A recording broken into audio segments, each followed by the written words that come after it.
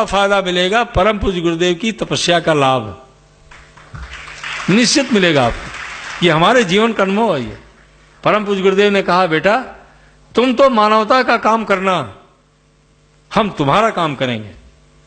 तुम मानवता का काम करना, तुम इंसान को इंसान बनाने का काम करना, और हम योगक्षेमम हम तुम्हारे शारीरिक और मानसिक आवश्यकताओं को पूरा करेंगे। ये उनके 1986 का प्रवचन है। हम लोग वहां बैठे हुए थे, कभी आप कैसेट में सुनिएगा। That's what is happening today. आज यही हो रहा है। आइए, अब ये तो बड़ों को करना है, बच्चों को सहयोग करना है, लेकिन अपने निर्माण के लिए क्या करना है, बस हम 10 मिनट में उस प्रैक्टिकल बात को बता करके अपनी बात को समाप्त करेंगे। अपने निर्माण के लिए पूज्य गुरुदेव कहते हैं, अगर 3 काम कोई रोज करता हुआ चला जाए तो निर्माण की प्रक्रिया बड़ी सरल हो जाएगी। और परमात्मा अंदर बैठा हुआ है, भगवान अंदर बैठा हुआ है, गुरु अंदर बैठा हुआ है, वो रास्ता खुद दिखाता हुआ चला जाएगा।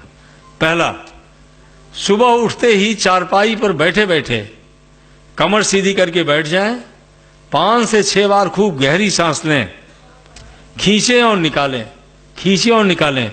किसके लिए? जिससे दिमाग के अंदर का ऑक्सीजन कंसंट्रेशन बढ़ जाए और ये न्यूरॉन्स सोचना शुरू कर दें। बस जब सोचना शुरू कर दे दिमाग, तो पहला काम करना चाहिए, अंदर में बैठे हुए भगवान को प्रणाम करना चाहिए, नमन करें। भगवान कोई भाषा नहीं चाहता, भावना चाहता है। इसीलिए कहा गया है, heart language is the best language.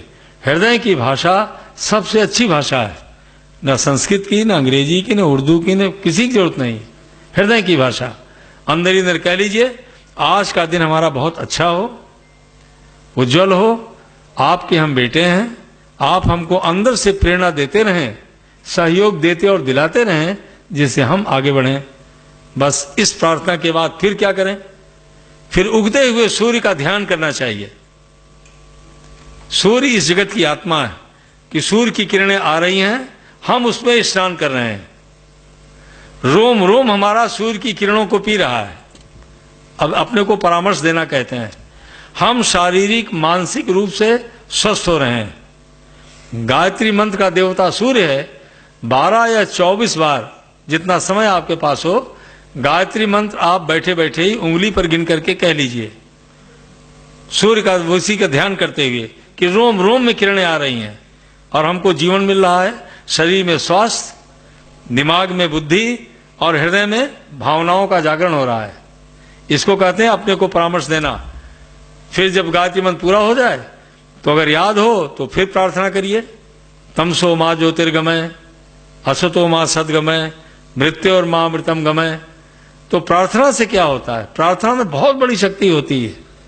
हृदय से निकली, कॉस्मोस में चली गई, सारे के सारे विचार मौजूद हैं, अपने तरीके के विचारों को लेकर के अपने अंदर वापस आ जाती है। तो जब कहते हैं तमसो मां ज्योतिर्गमय, अंधकार नहीं, हमको प्रकाश की तरफ ले चलिए। आप कहेंगे अंधकार क्या है? हमारे आपके अचेतन मन में जो क्रोध बैठा है, जो चिंता बैठी है, जो तनाव बैठा हुआ है, जो घृणा बैठी हुई है, जो जल्दबाजी बैठी हुई है, उसी को अंधकार का पक्ष कहते हैं। अब हम प्रार्थना करते हैं, परमात्मा हम मनुष्य हैं, तमसो मां ज्योतिर्गमय, हमको आप प्रकाश की तरफ ले चलिए। हटाइए इसको, जानवरों का गुण है ये मनुष्य का गुण नहीं है ये। हमको आप संतुलन बनाइए, दिमाग का बैलेंस बनाइए, संतुलित करिए, हमारे दिमाग को प्रकाश दीजिए। फिर दूसरी प्रार्थना करते हैं, असतो मां सद्गमय, असत्य नहीं सत्य का बोध कराइए हमको आप। क्या मतलब हुआ? जो काम हम करने चल रहे हैं, हो सकता वो काम गलत होने वाला हो, आप हमको वो रास्ता अंदर से बता दें कि वो हमारे जीवन को बदलने वाला हो, हमको बढ़ाने वाला हो और दूरगामी अच्छे परिणामों को देने वाला हो। ये मानसिक प्रार्थना है, असतो मां सद्गमय। और अंतःकरण के लिए प्रार्थना करते हैं, मृत्योर मां अमृतम गमय, हे परमात्मा हमको अमरता का बोध कराइए। आई एम इमॉर्टल, अमरता का बोध कराइए, हम अमर हैं।